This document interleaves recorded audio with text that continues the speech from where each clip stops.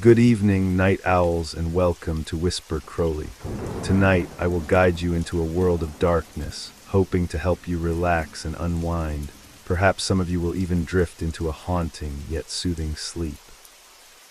Before we begin, let me know where you're listening from and what time it is for you. And now we begin. What if the past never truly dies? What if it lingers, waiting to resurface at the most unexpected moment? These questions buzzed in my mind as I stood at the edge of the construction site, the air thick with dust and the scent of damp earth. I was Mark, a local historian known for my work on the city's forgotten stories, and today I had come to document the demolition of the old Evans building. It had stood abandoned for decades, its crumbling walls whispering secrets of a long-lost era. The sun hung low in the sky, casting long shadows that stretched across the broken pavement. There was an unsettling quietness in the air, a tension that felt almost palpable. As I walked closer, the sound of heavy machinery echoed in the distance, but it was the sudden creaking of the old building that caught my attention. It was as if the structure were alive, protesting against its fate. I shivered, brushing off the sensation. It was just an old building, I told myself. But then, as I stepped onto the site, I noticed something strange, a faint whisper that seemed to drift through the air. I paused, scanning my surroundings. Was someone else here? "Hey, Mark," a voice called out, snapping me from my thoughts. It was Lucy, the project manager. Her short hair was pulled back, and her face was smeared with dirt. "Are you ready for this?" "Ready as I'll ever be," I replied, forcing a smile. But as I followed her deeper into the site, the whispers faded, replaced by an unsettling feeling of being watched. The team was preparing for the demolition, the heavy machinery looming like giants ready to crush the past. I pulled out my notebook, jotting down notes about the building's history. Once a vibrant community center, it had been the heart of the neighborhood, a place of laughter, love, and unfortunately, tragedy. As the sun dipped lower, the light began to change. Shadows grew longer, stretching ominously across the ground. The sight, once familiar, felt foreign and threatening. I caught sight of an old, rusted door half buried in the rubble. It was peculiar, as if it had been intentionally left behind. I stepped closer, a strange urge compelling me to reach out and touch it. The metal was cold beneath my fingers, and a chill ran down my spine. Just then the machinery roared to life, the sound drowning out any lingering whispers. "Mark," Lucy called, pulling me back to reality. "We're ready to start. You might want to step back." I nodded and moved away, my heart still racing. As the bulldozer approached, I felt an overwhelming sense of dread. The air shifted, thickening around me, and I could have sworn I heard a faint cry echoing through the wind. But it was gone as quickly as it came, leaving only a hollow silence. I tried to shake it off, focusing on the task at hand. The machinery rumbled closer, and as it made contact with the building, I caught a glimpse of something strange, a shadow darting just out of sight. "Mark, you all right?" Lucy's voice broke through my thoughts again. "Yeah, just thinking," I replied, but the feeling of unease was settling deeper. As the demolition continued, I found myself glancing back at the old door. There was something about it that beckoned me. Curiosity mixed with a gnawing fear. What had happened here? What stories were buried beneath the rubble? The sound of crumbling concrete filled the air, and I caught a glimpse of something beneath the debris, a dark object, half hidden from view. My heart raced as I realized it looked like a small, weathered book. "Hey, Lucy. I think I found something," I shouted, my voice tinged with excitement. She came over, brow furrowed. "What is it?" I knelt down, brushing aside the dirt and rubble. The book was fragile, its cover adorned with fading gold letters. "It looks like an old journal," I murmured, my fingers trembling as I opened it. The pages were yellowed with age, filled with handwriting that was barely legible. As I scanned the text, a chill ran through me. The entry spoke of sorrow, loss, and a haunting presence that had plagued the author. "I can't shake the feeling of being watched," one entry read. "I hear whispers in the night." A shiver ran down my spine. Was this the reason for the unease I felt? "Mark, you okay?" Lucy's voice pulled me from my thoughts. "Yeah, I think this journal might be important," I said, but before I could explain further, the ground shook beneath us. The machinery was pushing deeper into the building, and a loud crack echoed through the air. I looked up in horror as a portion of the roof began to collapse. "Everyone back up," Lucy shouted, her voice cutting through the chaos. I scrambled to my feet, heart racing as dust and debris filled the air.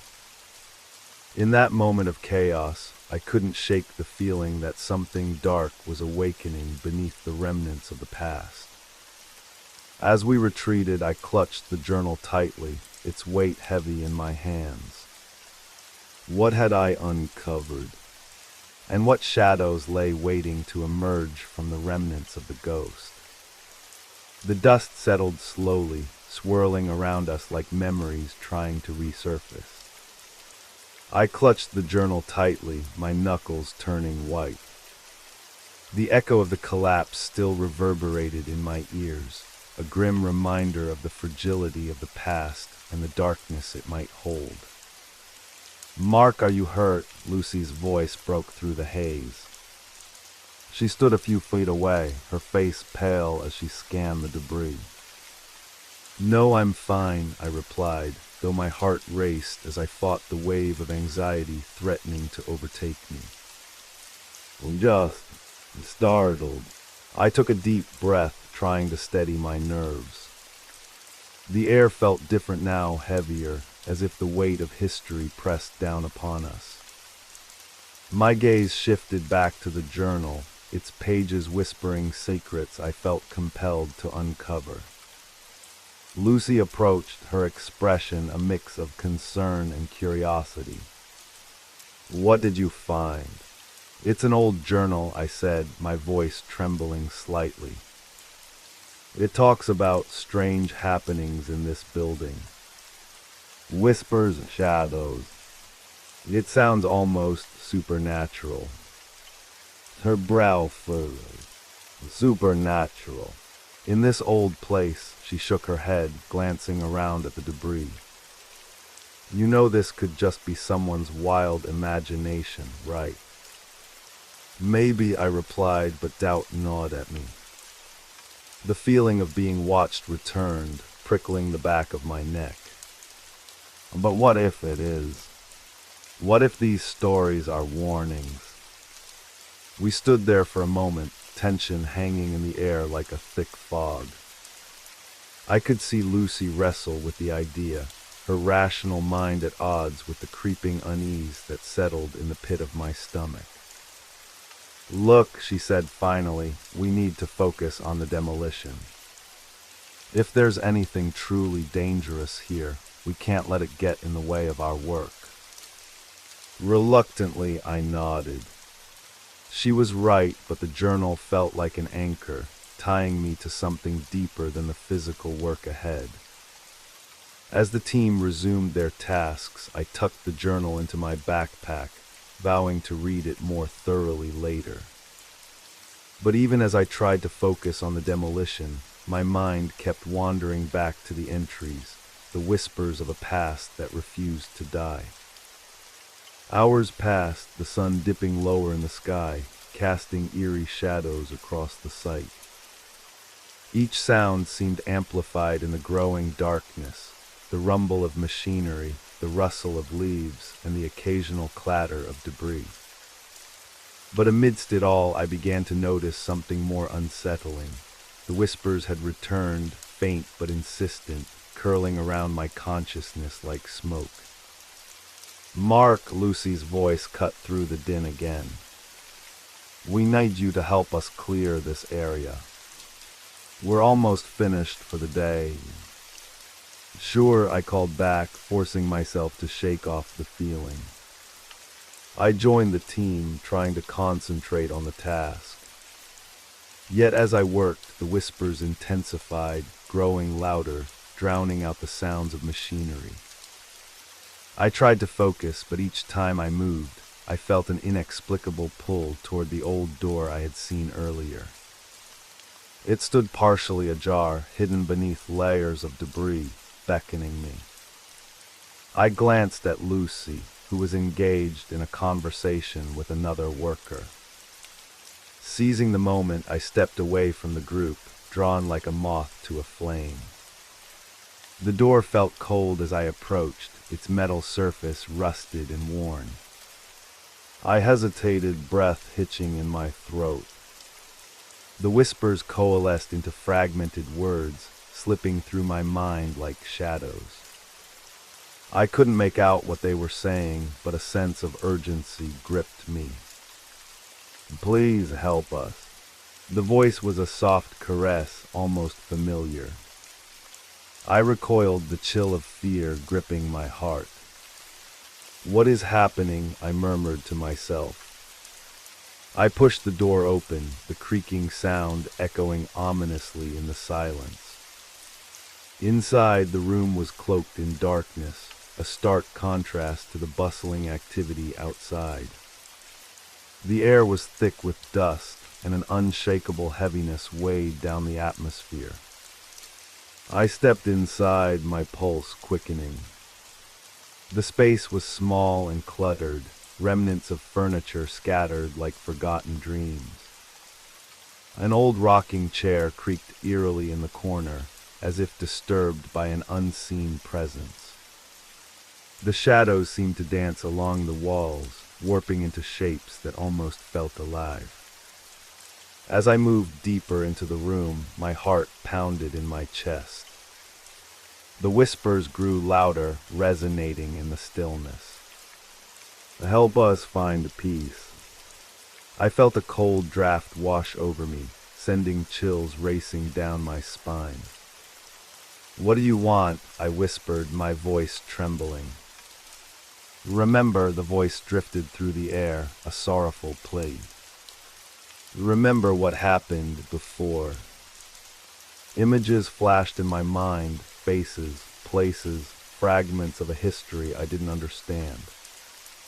A young girl's laughter echoed, quickly replaced by cries of despair. I staggered back, heart racing as reality blurred. Suddenly the door slammed shut behind me, plunging the room into complete darkness. I gasped, panic surging as I fumbled for the handle, but it wouldn't budge. "Lucy," I shouted, pounding on the door. "Let me out," my voice echoed in the confined space, swallowed by the darkness. The whispers intensified, swirling around me, wrapping me in their cold embrace. I turned, trying to orient myself in the pitch-black room. The air felt heavy, charged with a presence that loomed just out of sight. "What do you want from me?" I cried, desperation clawing at my throat. "Find us," the voice came again, clearer now, filled with an otherworldly sadness. "You are our only hope." I swallowed hard, fear gripping my heart. "What do you mean? Who are you?" But the room remained silent, the weight of the darkness pressing down on me like a leaden blanket. I closed my eyes, struggling to breathe, and for a moment I thought I could feel the cold fingers of the past reaching for me. In that moment of terror, I realized I was not alone. The shadows shifted around me, the whispers coalescing into a chorus of voices, each pleading for recognition, each demanding to be heard. "Help us remember," they urged, the sound echoing through the walls, reverberating in my very soul. I took a deep breath, steeling myself. "I will help you," I promised, though my heart raced with dread. "I will find out what happened here." With renewed determination, I turned back to the door, pounding against it with all my strength. "Let me out. I can help." The pressure of the darkness seemed to ebb for just a moment, the whispers growing quieter as if considering my plea. But just as hope began to spark within me, the door rattled violently, the sound sending a jolt of fear through my body. "Mark," Lucy's voice finally broke through, frantic and filled with concern. "Are you in there?" "Yes," I shouted, relief flooding my senses. "Get me out." The door swung open, flooding the room with light. I stumbled forward, gasping as I stepped back into the familiar chaos of the demolition site. Lucy stood there, wide-eyed and breathless. "What happened?" she asked, scanning my face for answers. I don't know," I replied, my voice trembling. "But something is here, Lucy. Something from the past that wants to be found." Her expression hardened. "We can't get lost in old stories, Mark. We have a job to do." But as I looked back at the remnants of the Evans building, I knew I couldn't just walk away. The past was reaching out, and I felt an undeniable connection. It was my responsibility to uncover the truth, no matter how dark it might be. Little did I know, the ghosts of the past were just beginning to awaken, and the secrets buried beneath the rubble would change everything. The sun was dipping below the horizon, casting an eerie glow across the demolition site. As I stood there, my heart racing, I could still feel the remnants of the darkness pressing against me, a weight that refused to lift. Lucy watched me closely, her brow furrowed in concern. "Mark, you need to pull it together," she said, her voice firm. "We have to finish this demolition before nightfall. If there's anything dangerous in that building, we can't afford to let it linger." I nodded, forcing myself to focus. "You're right," I replied, though the urgency in my chest persisted. The journal burned a hole in my backpack, a silent reminder of the mysteries I had barely begun to unravel. "But can we take a moment to think about what I found? This place has a history that needs to be acknowledged." She sighed, running a hand through her hair. "I understand, but we can't let superstition get in the way of our work. We're here to demolish a building, not investigate a ghost story." But the shadows seemed to shift at her words, deepening around us. I felt an unsettling chill in the air, a reminder that I had touched something more than just an old structure. "Let's just finish up for the day," I suggested, glancing over my shoulder at the old building. I couldn't shake the feeling that something important still lay buried within its walls. Lucy agreed, and we returned to the team. The machinery roared to life again, and I threw myself into the work, though my mind kept drifting back to the journal. I could almost hear its pages whispering, urging me to seek the truth hidden beneath the rubble. As the sun set, casting long shadows over the site, I felt the atmosphere shift. The air grew colder, and the whispers, which had faded during the day, returned with renewed intensity. I tried to focus on the tasks at hand, but the feeling of being watched intensified, wrapping around me like a cold shroud. "Mark, get over here," Lucy's voice pulled me from my thoughts. I turned to see her standing near the foundation of the building, a frown etched across her face. "What is it?" I asked, stepping closer. "Look at this," she said, pointing to a section of the foundation that had crumbled during the demolition. Beneath the rubble lay something dark and jagged, a piece of old wood, intricately carved with symbols I didn't recognize. "What do you think it is?" I asked, kneeling down to inspect it. "I don't know," she replied, her brow furrowed. "But it looks ancient. We should report it."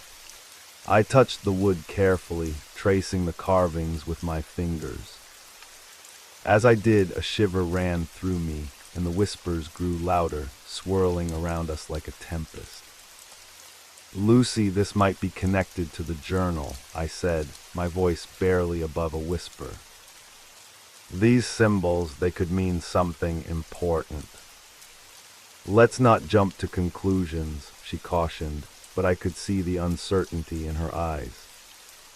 As the team worked to clear the debris, I pulled out the journal again, flipping through its pages frantically.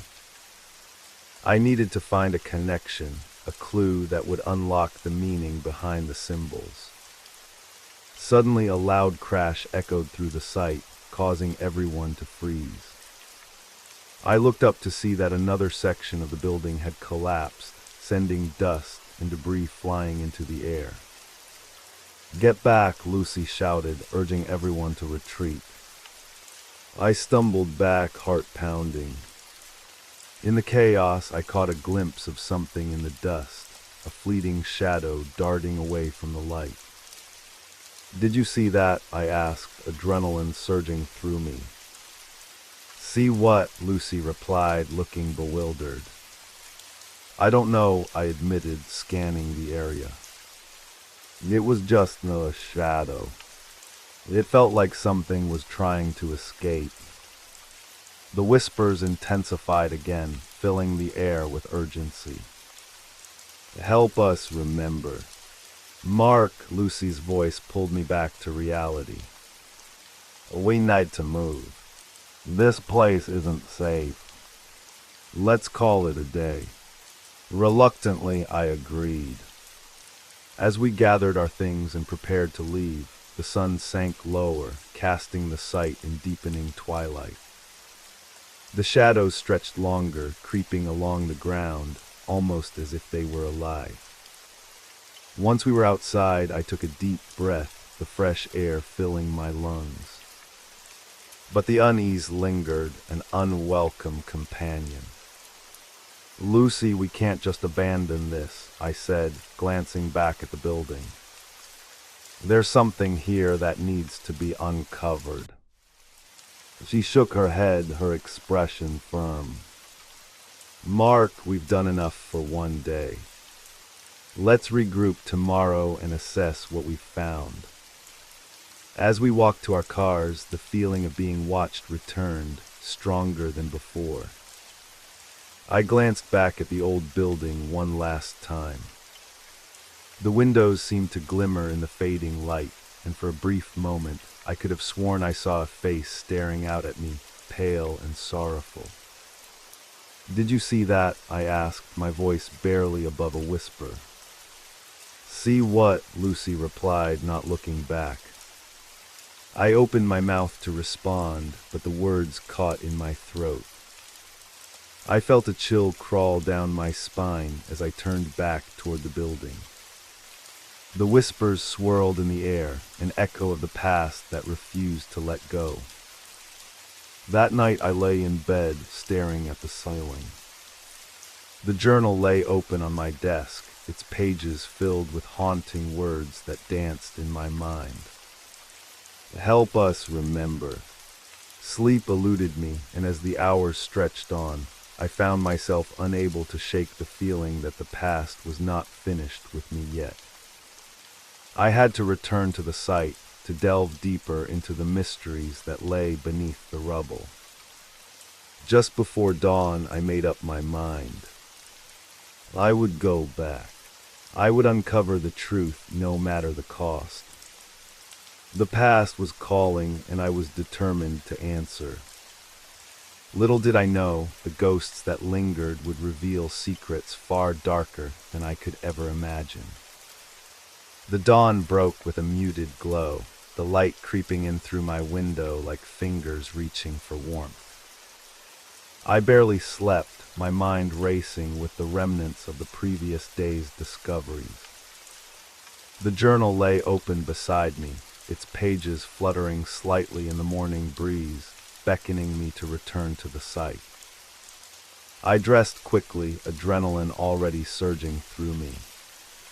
As I drove toward the demolition site, I felt a strange mix of anticipation and dread. The world outside was still waking up, but within me, a storm brewed. What would I find? What truths lay hidden beneath the rubble? Upon arrival, the air felt different, thicker, charged with an energy I couldn't quite explain. The remnants of the old building loomed like a giant skeleton against the pale sky, and I couldn't shake the feeling that it was watching me, waiting for me to uncover its secrets. I stepped out of the car and took a deep breath, the familiar scent of dust and decay filling my lungs. There was no sign of Lucy or the crew. Perhaps they were still sleeping off the long day of demolition yesterday. This was my chance to explore without anyone else around. As I walked toward the building, the whispers returned, echoing in my mind. Help us remember. I felt the weight of those words settle in my chest.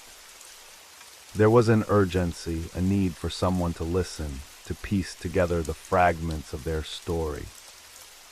I made my way to the small room where I had encountered the darkness before. The door still stood ajar, its hinges creaking softly as I pushed it open. The interior was cloaked in shadow, the dust motes dancing in the shafts of light filtering through the cracks. The remnants of furniture lay scattered about, but my eyes were drawn once more to the old rocking chair in the corner.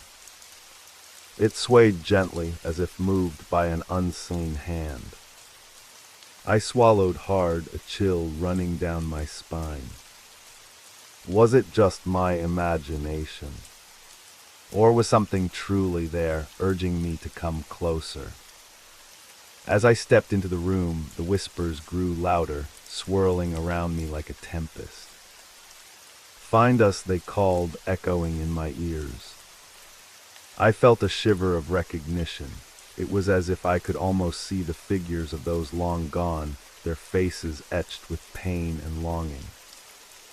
I approached the rocking chair cautiously, a deep sense of foreboding washing over me. What do you want from me? I whispered, half expecting an answer. Remember, the voice was clearer now, a soft plea filled with sorrow. I reached out to touch the chair, my fingers brushing against the worn wood. A flash of memory surged through me, images of laughter, a child playing, then darkness, a sudden silence. My heart raced as the memories unraveled, each one more disturbing than the last. I staggered back, trying to regain my composure.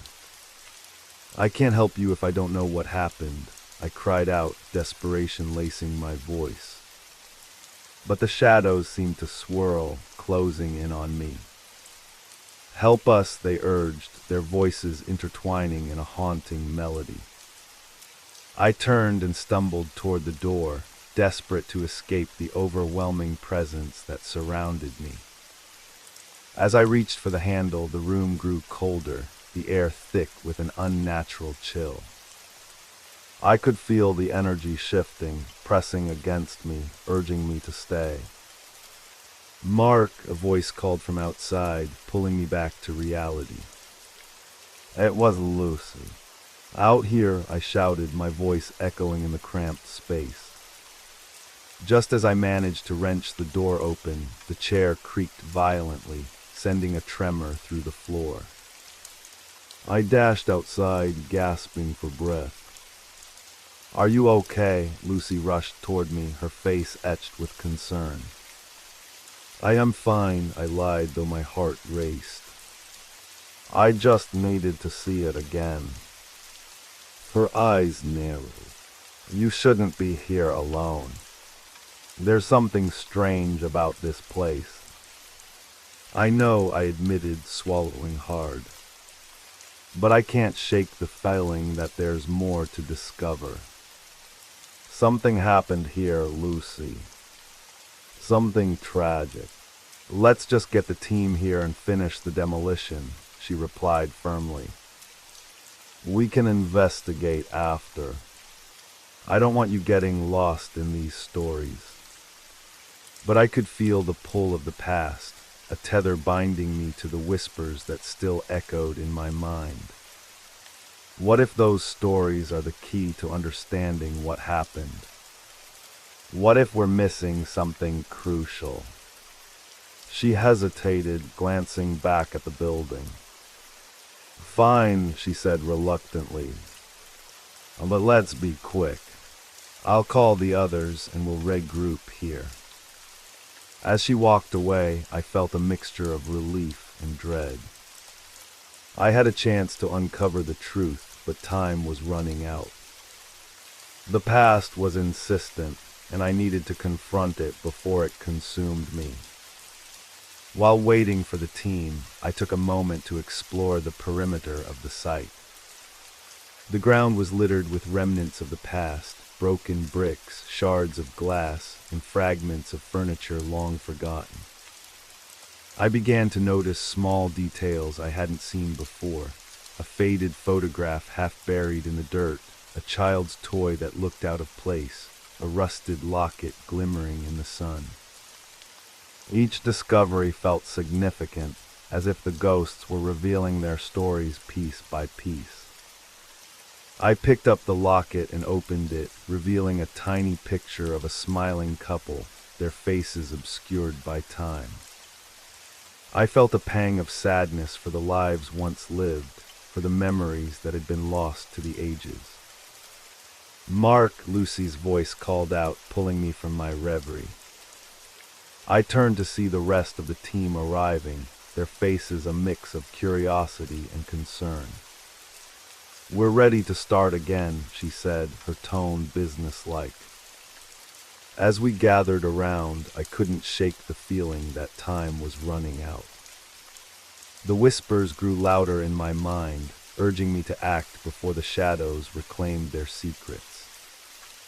Before we begin, I said, raising my voice to be heard over the machinery, I found something important. There are symbols in the foundation, and I think they might connect to the stories in the journal. Symbols, one of the workers echoed, skepticism evident in his voice. Yes, I insisted, my heart racing. We need to understand what they mean. There's something here that wants to be found. Lucy crossed her arms, her expression unreadable. Let's focus on the task at hand first. We can investigate further after the site is cleared. I nodded, though my resolve wavered. As the machinery roared to life again, I couldn't shake the feeling that the ghosts were watching, waiting for their stories to be told. As we worked, the sun climbed higher in the sky, casting long shadows across the site. But the atmosphere grew heavier with each passing moment, the whispers becoming a constant hum in my ears. I glanced around, half expecting to see a shadow flitting by, but there was nothing, only the debris and the echoes of the past. Finally, as the last section of the building came crashing down, the air felt charged with energy. Dust swirled around us, and for a fleeting moment, I felt the presence of something ancient and powerful. "Mark," Lucy called, her voice snapping me back to reality. "Are you okay?" "I'm fine," I replied, though I could feel the weight of the moment pressing down on me. As the dust settled, a sense of finality enveloped the sight. But I knew this was only the beginning. The past still lingered, and the whispers beckoned me to dive deeper. I would uncover the truth, no matter the cost. Little did I know that the more I uncovered, the more perilous the journey would become, as the ghosts of the past began to reveal their darkest secrets.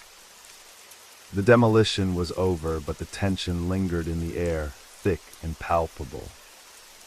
As the last of the rubble was cleared, I felt an unsettling mix of triumph and dread. We had unearthed the building's bones, but what about the stories it held? The whispers still echoed in my mind, urging me to seek out the truth hidden beneath the layers of dust and decay. "Mark, can you help us with the last cleanup?" Lucy's voice cut through my thoughts, pulling me back to the present. I nodded, though my mind was still racing. The remnants of the past felt closer than ever, like shadows that refused to fade. As the team wrapped up, I found myself wandering back toward the heart of the site, the area where the rocking chair had once stood. The air felt charged with energy, an unsettling electricity that made the hairs on my arms stand on end. I crouched down, running my fingers through the dirt and debris, hoping to find another clue, another piece of the puzzle that was starting to take shape in my mind. It was then that I spotted something glimmering in the sunlight, a small, ornate box half buried under a mound of rubble. My heart raced as I reached for it, brushing off the dirt to reveal intricate carvings covering its surface.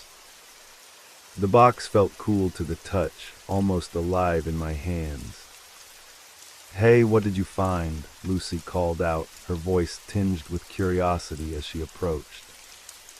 "I'm not sure yet," I replied, my voice barely a whisper as I continued to examine the box. I could feel the weight of its history pressing down on me. "It looks old and significant." As I opened it, the hinges creaked ominously, echoing through the quiet site. Inside lay a collection of yellowed letters tied with a faded ribbon. My breath caught in my throat. These were not just artifacts, they were echoes of lives once lived. "Mark, let me see." Lucy leaned closer, her eyes wide with interest. I carefully lifted the letters out, feeling a strange warmth radiate from them. Each letter was penned in a delicate script, the ink faded but still legible. The first one began with an intimate greeting, as if the writer were speaking directly to someone dear. "Dear Clara," I read aloud, my voice trembling slightly. "The nights grow longer, and the memories of our time together haunt me still. I can feel your presence in every shadow." Lucy lined in, captivated. "What does it say?" I continued to read, the words swirling around us, wrapping us in their narrative. The letter detailed a deep, tragic love, intertwined with despair and longing. With each line, I felt a connection to the past, as if the spirits of the writer and Clara were standing beside us, their sorrow palpable. But as I read on, the tone shifted. The letters grew darker, filled with frantic pleas and fears. "They are coming for us," one letter read. "The shadows grow closer, and I fear I will lose you forever." "What happened to them?" Lucy asked, her voice barely a whisper. "I don't know," I replied, my heart racing. "But it sounds like something terrible happened in this place." Just then a sudden chill swept through the air, and the whispers returned, louder and more insistent than before. Remember us, save us.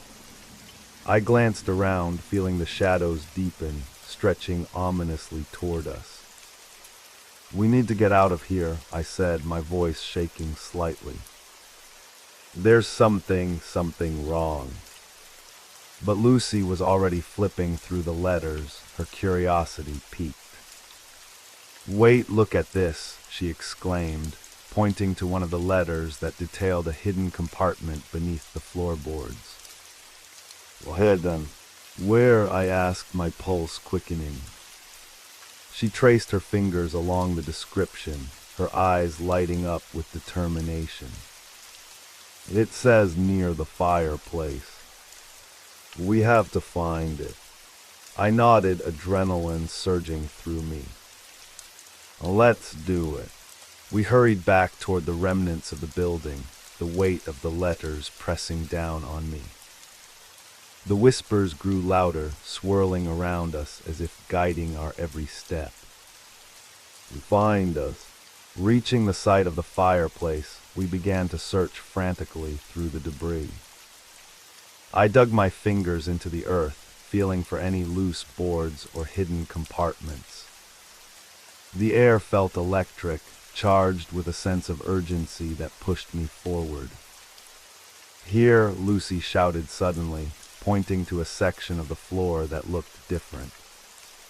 I rushed over, my heart racing as I cleared away the debris.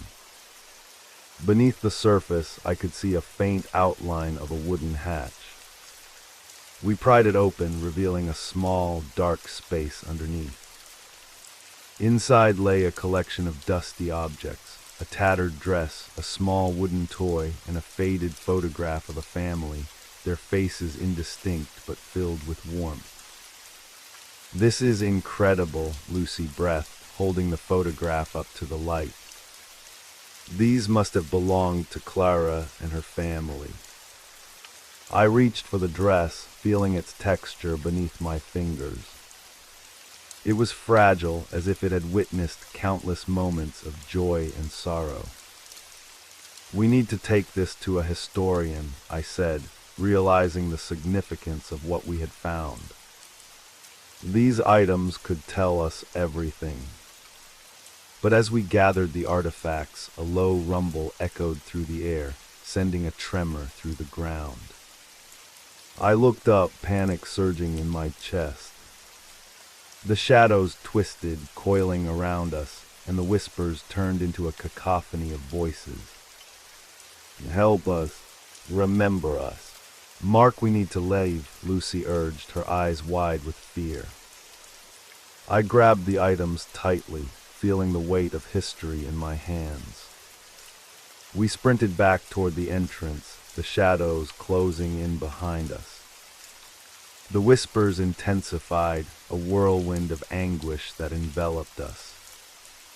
Just as we reached the exit, the building shuddered violently, dust and debris raining down around us. I pushed Lucy ahead of me, adrenaline fueling my escape. Run, I shouted, fear driving me forward. We burst outside, collapsing onto the ground as the tremors subsided. The air felt lighter, but the whispers still echoed in my mind, relentless and haunting. Remember us. Are you okay? Lucy asked, breathless. I think so, I replied, still shaken. But we can't stop here. We have to learn more about Clara and her family. There's a connection, something dark and tragic that needs to be uncovered. As we caught our breath, I could feel the weight of the past pressing down on us, urging us to listen to its stories. The ghosts were restless, and I knew we had to help them find peace before the darkness consumed us both. With determination coursing through my veins, I glanced back at the building, its shadows still looming. The journey was far from over, and the echoes of the past were calling me deeper into their world.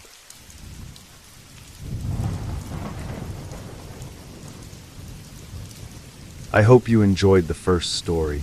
If you did, don't forget to leave a like, but if I didn't do my job well, feel free to give it a thumbs down. Either way, drop a comment and let us know where you're listening from and what time it is for you. Now, let's continue. Have you ever felt like you were being watched, even in the safety of your own home? That chilling sensation crept over me one fateful night, setting off a series of events that would unravel the very fabric of my reality. I lived in a quiet neighborhood where the streets were lined with trees that whispered in the night breeze. The houses, old and sturdy, stood like silent sentinels, holding secrets of their own. But that night, something was different. An unsettling hush fell over the street, broken only by the occasional rustle of leaves or the distant howl of a stray dog. As I walked home from my late shift at the diner, a strange noise caught my attention.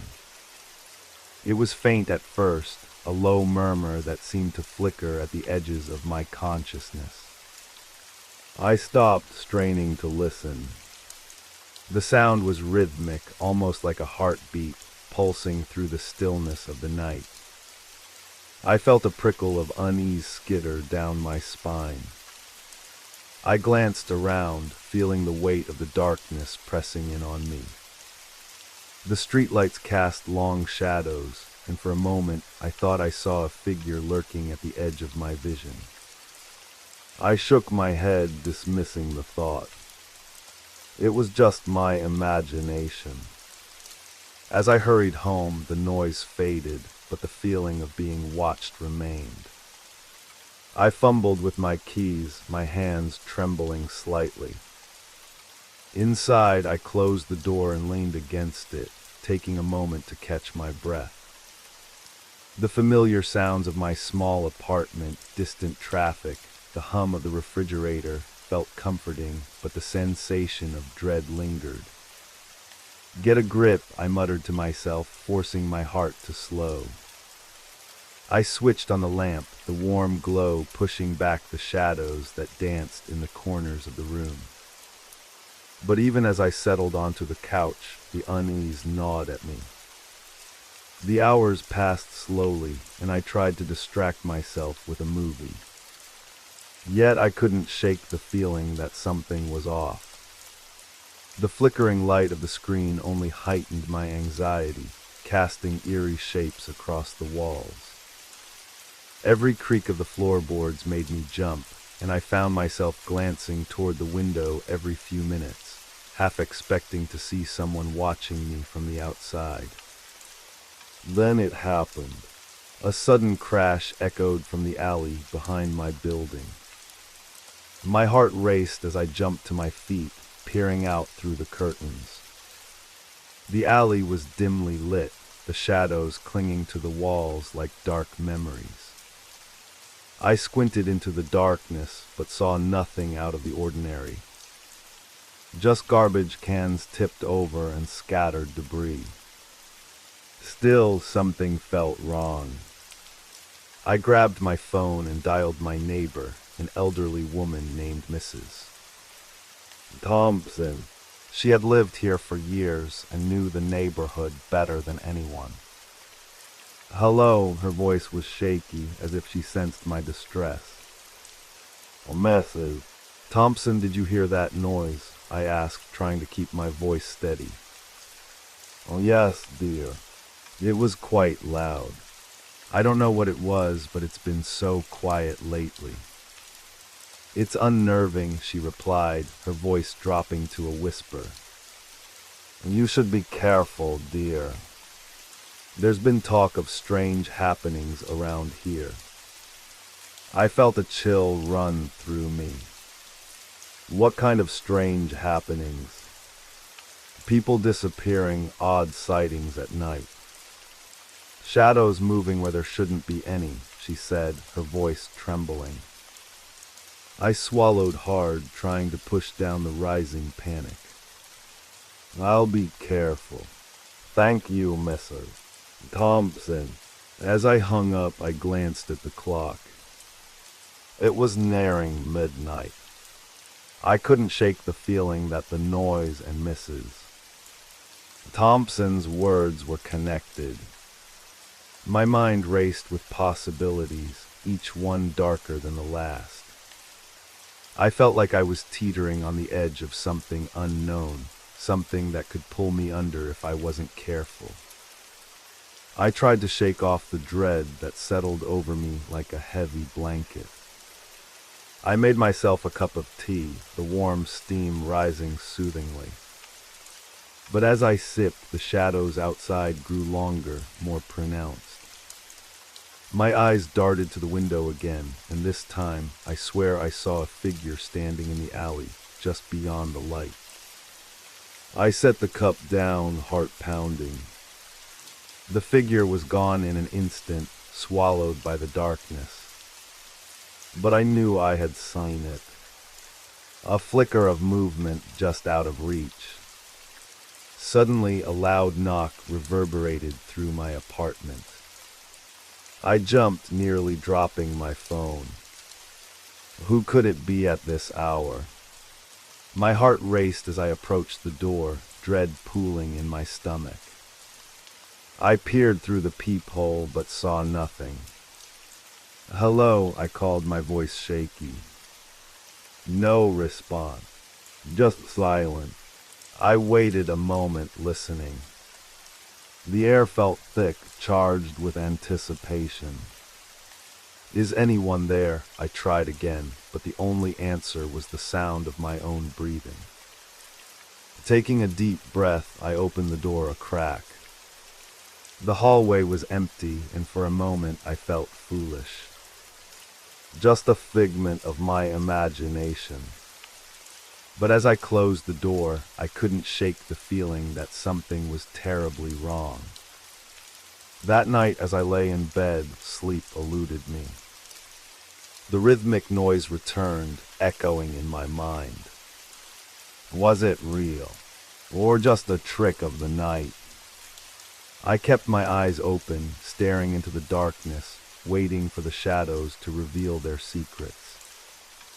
Little did I know, the night was just beginning, and the mystery that awaited me would shake the very foundations of my reality.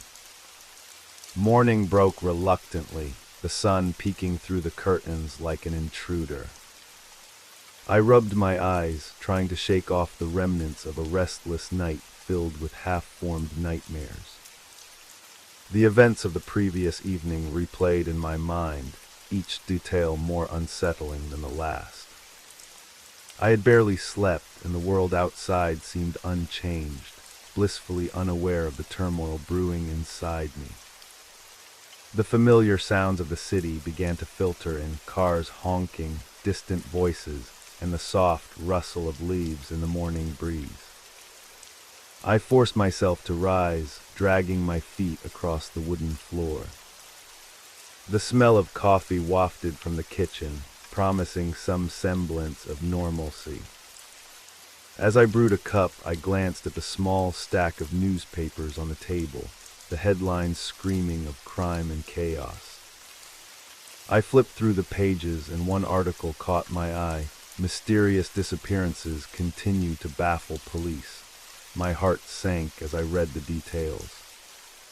Several residents had gone missing in the past few weeks, their last known whereabouts always traced back to the same part of town, the very area where I lived. The article spoke of strange sightings, shadows moving in the corners of people's eyes, and whispers in the dark. I felt a cold shiver run down my spine. After a hurried breakfast, I decided to take a walk. Perhaps fresh air would clear my mind. I stepped outside, but the weight of the previous night still clung to me. The streets were busier than I expected, yet I felt more isolated than ever. People rushed by, oblivious to the heaviness in the air. As I walked, I couldn't shake the feeling that someone was watching me. I turned down a quieter street where the trees formed a canopy above, their branches twisting like skeletal fingers. I took a deep breath, trying to calm my nerves. That's when I noticed the alley, the same alley where I had heard the crash. A part of me was drawn to it, an insatiable curiosity mingled with dread. As I approached, a sense of foreboding washed over me. The entrance was narrow, the light barely reaching the back.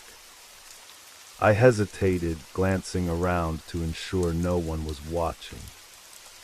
I took a step inside, the ground crunching beneath my feet.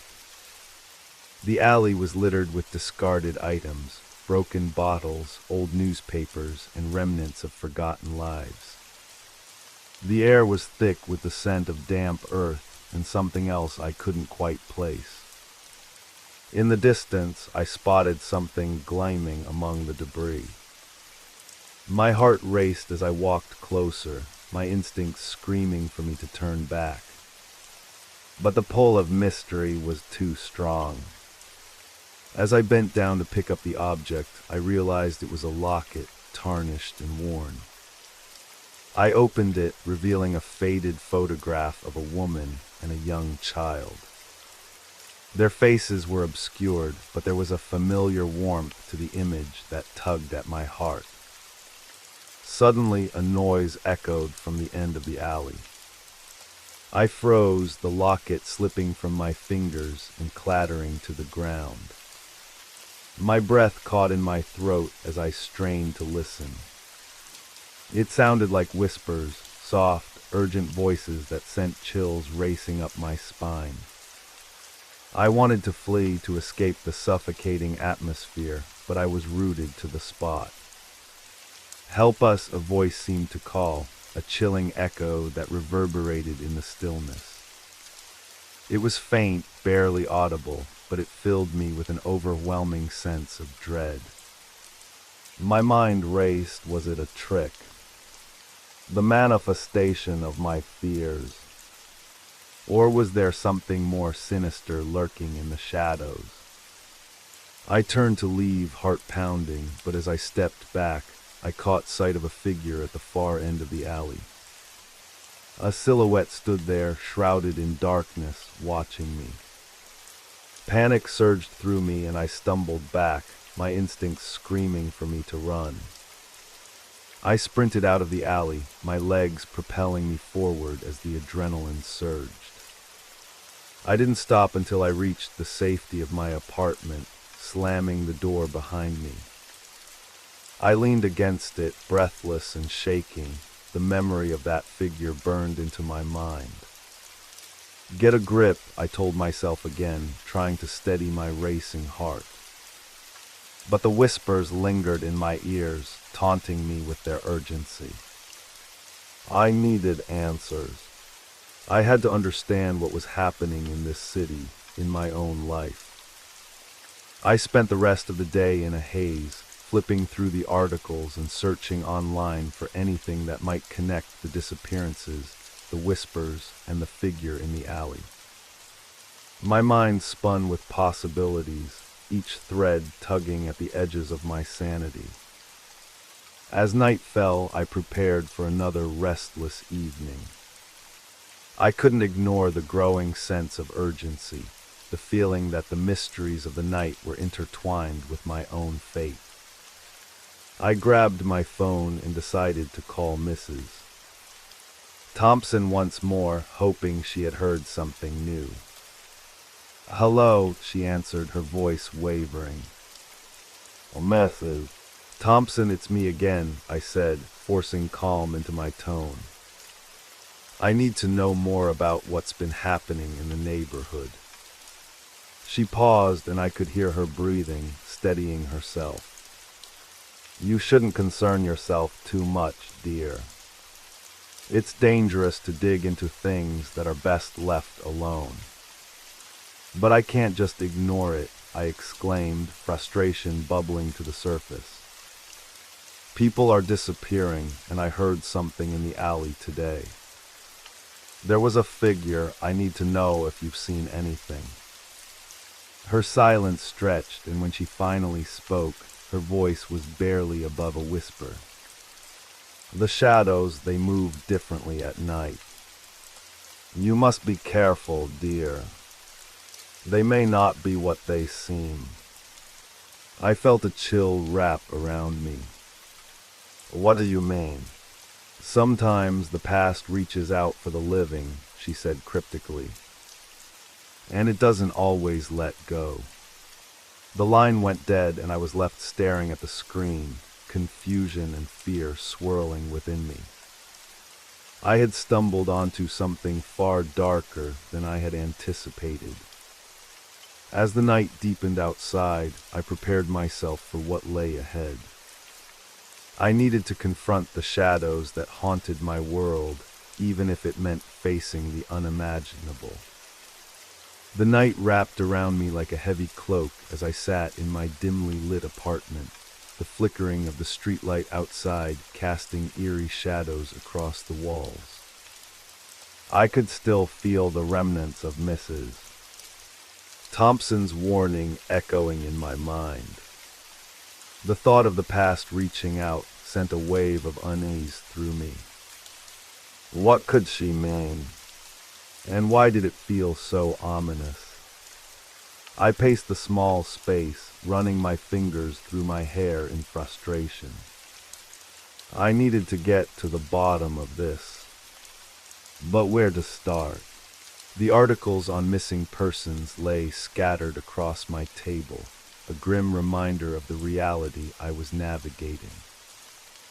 Each name felt like a ghost whispering in the darkness, urging me to uncover their stories.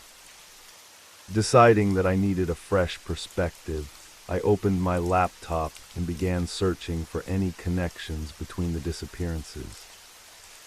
My fingers flew over the keyboard as I skimmed through forums and local news articles. Hours passed, but nothing substantial emerged. Just more vague reports and rumors.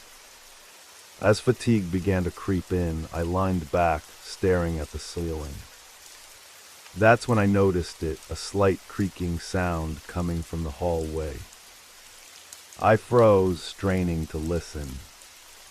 The noise was soft, almost imperceptible, but it persisted like a heartbeat echoing in the silence of the night. My heart raced, pounding in rhythm with the sound. Just the building settling, I whispered to myself, trying to shake off the unease. But deep down, I knew something felt off. I glanced toward the door, contemplating whether I should investigate or simply ignore it. Before I could decide, my phone buzzed violently on the table, startling me. I snatched it up, half expecting it to be a message from Mrs. Thompson. Instead, it was a text from an unknown number. My stomach dropped as I read the words, "I know what you found. Meet me at the old park at midnight. It's important. Who could this be?" My mind raced with possibilities. Was it someone who knew about the locket? Did they have information about the disappearances? Against my better judgment, curiosity overpowered my fear. I had to know more. As the clock ticked closer to midnight, I gathered my courage and decided to leave. I donned a dark jacket and slipped my phone into my pocket. The streets were quiet as I stepped outside, the chill of the night air hitting me like a wave. Shadows danced along the pavement, making every corner feel like a potential hiding place for something sinister. The old park wasn't far, but each step felt heavy with anticipation. I arrived just as the moon hung high in the sky, casting an eerie glow over the playground and empty benches. The swings creaked softly in the breeze, their movements resembling ghostly figures swaying in a macabre dance. I scanned the area, but there was no one in sight. My heart thumped loudly in my chest, and I felt the familiar sensation of being watched. Just as I was about to turn back, a figure emerged from the shadows, stepping into the moonlight. "Who are you?" I called out, trying to keep my voice steady. The figure stepped closer, revealing a young man with a rugged appearance, his face partially obscured by a hood. "I'm the one who texted you," he said, his voice low and cautious. "You found something in the alley, didn't you?" I nodded slowly, still unsure of his intention. "The locket. Why do you know about it?" He glanced around, ensuring we were alone before continuing. "Because it belonged to someone I knew a long time ago. Someone who vanished without a trace." My pulse quickened. "You're connected to the disappearances." He hesitated, then stepped closer, his eyes intense. "Not just connected. I've been investigating for years. There's something in this city, something dark that pulls people in. The locket is a key to understanding what happened." I felt a mix of fear and intrigue. "What do you mean? What happened?" "Listen," he said urgently. "The stories, the legends, they're true. People say the park is haunted by those who disappeared. The locket, it's a link to the past. If we don't figure this out, more will vanish. I think it's already started." His words struck me like a cold wave. "But how? What do we do?" "Follow me," he urged, glancing over his shoulder again. "We need to go to the old fountain. It's a place where the shadows converge." Before I could protest, he turned and walked swiftly toward the park's edge. I hesitated but knew I couldn't let fear stop me. I followed him, adrenaline coursing through my veins. The path led us deeper into the park, where the trees grew denser, their branches intertwining like skeletal hands. The air felt charged, heavy with something unexplainable. As we approached the fountain, I noticed it was surrounded by tall weeds, seemingly untouched by time. The water was murky, the surface reflecting distorted images of the moonlight. "This is where it happens," he said, his voice a whisper. "This is where the veil between worlds is thinnest." "What do you mean?" I asked, feeling an unsettling chill creep up my spine. "There are stories of people who come here to seek answers, only to be drawn into something they can't escape. We need to be careful." As he spoke, I felt an inexplicable pull toward the fountain, an almost magnetic force urging me closer. I fought against it, but it was like a siren call, resonating in my very bones. "We can't just stand here," I said, glancing at him. "What do we do?" He took a deep breath, his expression grave. "We need to find out what lies beneath the surface. The truth is hidden there, but it may come at a cost." Just as I was about to respond, I heard a rustling sound from the bushes nearby. My heart raced as I turned, half expecting to see a figure emerge. Instead, a cat darted out, hissing at us before disappearing into the night. But the moment shattered my nerves, and I felt a wave of nausea wash over me. "What if it's dangerous?" I whispered, fear creeping back in. "We have to take that risk," he said, his gaze unwavering. "Or we may never understand why people are disappearing." With a deep breath, I nodded, my resolve hardening. We needed to uncover the truth, no matter what awaited us. The darkness beckoned, and together we stepped toward the fountain, ready to face whatever lay ahead. The air grew heavier as we approached the fountain, the chill biting through my jacket. The moonlight illuminated the water, creating an unsettling shimmer that seemed almost alive. I could feel the energy pulsing from the depths, an unseen force that urged me closer. Every instinct screamed at me to turn back, but I knew I had come too far to retreat now. "What do we do?" I asked, my voice barely above a whisper. The young man beside me, whose name I still didn't know, studied the fountain intently, as if it held the answers to all our questions. "We need to disturb the water," he replied, his tone serious. "Sometimes it reveals things, memories, echoes of the past. But it can also attract unwanted attention." "Unwanted attention," I echoed, a shiver running down my spine. "What do you mean?" He hesitated, his eyes darting to the surrounding darkness. "There are forces here that we can't see. If we're not careful, we might stir something we don't want to confront." Despite my fear, I felt a growing determination. What if it helps us find out what happened to the missing people? "We have to try." He nodded slowly, a look of reluctant agreement on his face. "Okay, but we need to be quick." Taking a deep breath, I stepped to the edge of the fountain. The water was murky, but I could make out shapes beneath the surface. Reaching down, I splashed my hand into the cold liquid, sending ripples across the surface. The moment my fingers broke the water, the air shifted around us, thickening with tension. For a moment, nothing happened. Then the water began to swirl, picking up speed, forming a vortex that seemed to pulse with energy.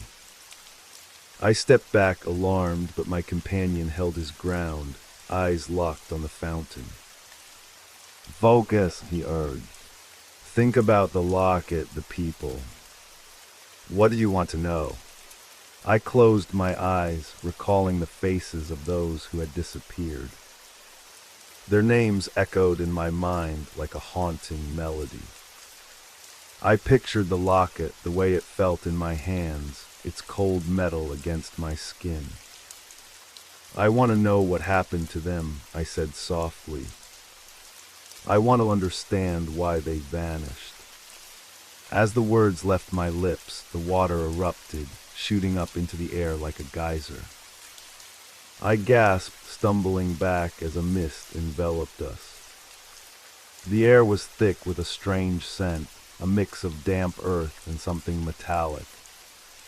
I could hear whispers, faint yet urgent, swirling around me like an invisible storm. "Look," my companion shouted, pointing at the surface of the water. Through the mist, images began to form. I saw flashes of faces, distorted and flighting, before they disappeared into darkness. Then the water calmed for a moment, revealing a single clear image, a woman standing by the fountain, her face twisted in despair. "Who is she?" I whispered, transfixed. The pain in her eyes felt palpable, as if it reached out to me from the depths of the water. "I don't know," he replied, urgency creeping into his voice. "But I think she's connected to the disappearances." The scene shifted abruptly. I saw a shadowy figure lurking behind her, cloaked in darkness. My heart raced as I tried to make sense of what I was witnessing. Was this the entity that had taken them? My breathing quickened, panic clawing at my throat. "Stay calm," my companion urged. "We need to keep focusing." Suddenly the image shattered, the water boiling as if it were alive. The whispers grew louder, morphing into frantic cries that echoed in my mind. I felt a presence, something dark and suffocating, closing in on us. "Get back," I screamed, instinctively pulling away from the fountain. The young man grabbed my arm, his expression grim. We have to hold on. Don't let go of your focus. I could barely think through the chaos. My heart pounded in my chest as the darkness intensified. The water surged, spilling over the edges of the fountain, pooling around our feet. A chilling realization struck me. This was no ordinary water. It was a portal to something far more sinister. Then with a deafening roar, the water erupted again, and from the depths a figure emerged. It was a swirling mass of shadows, shifting and twisting as if it were made of pure darkness. I could feel its eyes on us, piercing through the fog, searching. "Run!" the young man shouted, breaking the trance. We turned and sprinted away from the fountain, the air thick with terror. My mind raced as we raced through the park, branches clawing at my clothes, the whispers following us like a malevolent wind. We burst into the open street, panting heavily. The park felt like a different world now, alien and menacing. "What was that?" I gasped, adrenaline coursing through me. "I don't know," he replied, his face pale. "But it's not finished with us. We've awakened something." The weight of his words hung in the air, a grim reminder of the danger we had stirred. As I glanced back toward the park, I felt a chill creep down my spine. The fountain, once a place of curiosity, now loomed in my mind as a source of unimaginable darkness. "We need to regroup," he said, his voice steadying. "We can't face this alone. We need to dig deeper into the history of the park and the disappearances." I nodded, fear intermingled with a burning desire for answers. "But where do we even begin?" "There's an old library downtown," he replied, determination sparking in his eyes. "If we can find records of past events, we might uncover what's been hidden. We need to know what we're up against." With that, we took off toward the library, the weight of the night hanging over us. As I glanced back one last time, the park was shrouded in shadows, a reminder of the darkness we had awakened. There was no turning back now. The night held too many secrets, and I was determined to uncover them all, whatever the cost. The streets felt alien as we hurried towards the library, the once familiar landmarks twisted into ominous shapes in the night. Streetlights flickered, casting long shadows that danced like specters, and I couldn't shake the feeling that we were being watched. My pulse quickened with every step, echoing the anxiety thrumming through me. "Do you think it will follow us?" I asked, glancing nervously over my shoulder. The young man beside me, who had quickly become my only ally in this unraveling nightmare, kept his gaze ahead, jaw set with determination. "I don't know," he replied, his voice low but steady. "But we can't stop now. The library is our best chance to find answers. If we understand the history, we might figure out how to confront whatever we awakened." As we reached the library, its grand facade loomed over us, a relic of a bygone era. The heavy wooden doors creaked ominously as we entered, the smell of aged paper and dust swirling around us. The interior was dimly lit, the shadows hugging the corners like secrets waiting to be uncovered. "Stay close," he urged, leading the way down the aisles of towering bookshelves. I could hear the faint rustle of pages, almost as if the books themselves were whispering tales of the past. Each step felt heavy, weighed down by the gravity of what we were seeking. We found a research area tucked in the back, the only light coming from a single desk lamp. My companion pulled out an old map of the city, its edges frayed and yellowed with age.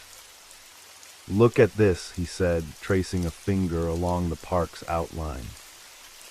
"This area has been associated with strange occurrences for decades. But there's something else, something darker." "What do you mean?" I lined in, curiosity piqued despite the fear that clung to me.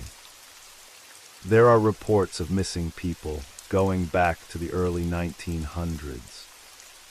Every few decades, someone disappears, always near this park. It's like a cycle." "Why isn't this common knowledge?" I asked, horrified. "Why aren't people warned?" He sighed, pushing his hair back in frustration. "Because most people don't believe in the supernatural. They dismiss it as coincidence or urban legend. But we know better now." As he spoke, I felt a chill wash over me. The memory of the woman's face from the fountain haunted my thoughts. "What if we're next?" I whispered, unable to suppress the tremor in my voice. "We need to find a way to protect ourselves," he said, flipping through a dusty book filled with local folklore.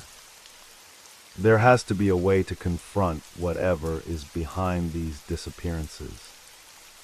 Suddenly, a loud thud echoed through the library, causing us both to jump. My heart raced as we exchanged panicked glances. "What was that?" I hissed. "Let's check it out," he suggested, gripping the book tightly as he led the way toward the source of the sound. The atmosphere shifted, thickening with tension. The dimly lit hallways seemed to stretch endlessly, each corner hiding potential dangers. As we approached a door at the end of the hallway, I noticed a flicker of light beneath it. My breath caught in my throat. "Do you see that?" "Yeah," he replied, his expression serious. "Stay close." He pushed the door open slowly, and we stepped inside. The room was cluttered with old furniture and stacks of books, but what caught my attention was the large window at the far end, illuminated by an eerie glow. It felt almost alive, pulsating as if it were breathing. "Look," I exclaimed, pointing. "What is that?"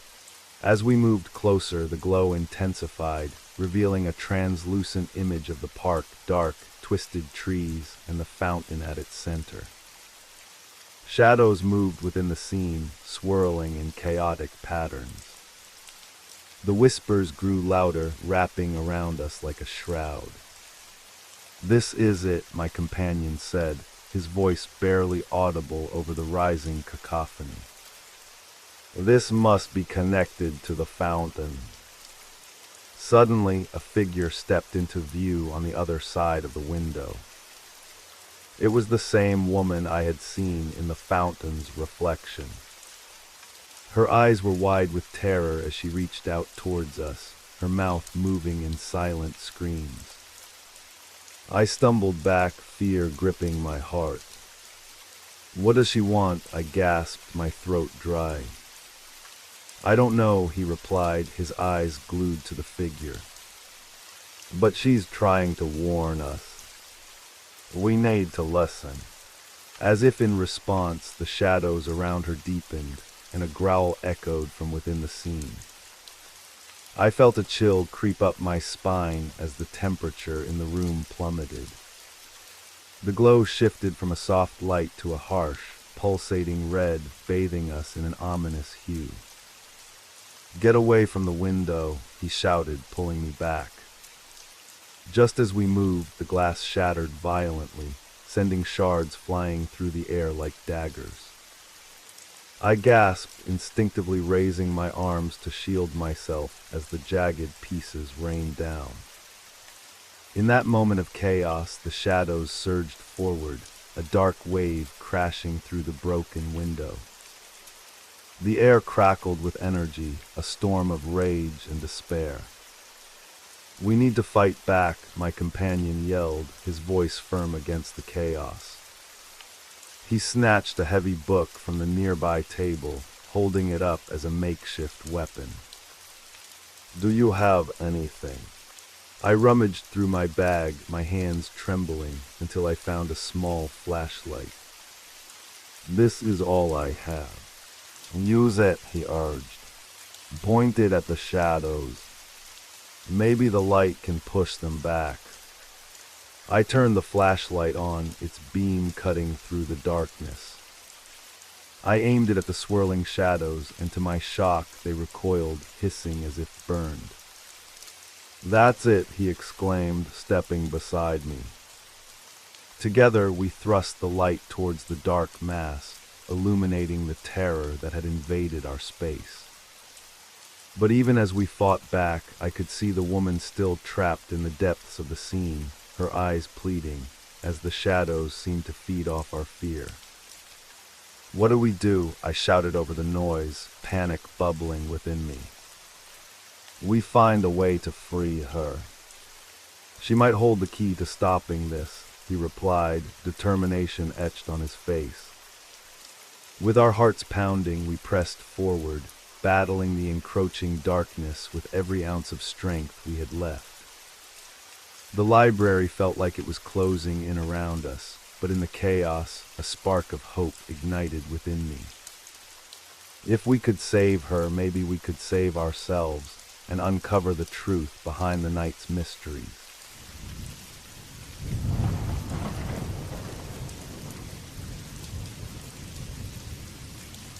You made it to the end of the stories. That means it's the perfect time to subscribe so you don't miss future episodes. And if you haven't already, leave a like and drop a comment. I'd love to hear your thoughts. Have a great time relaxing, and good night.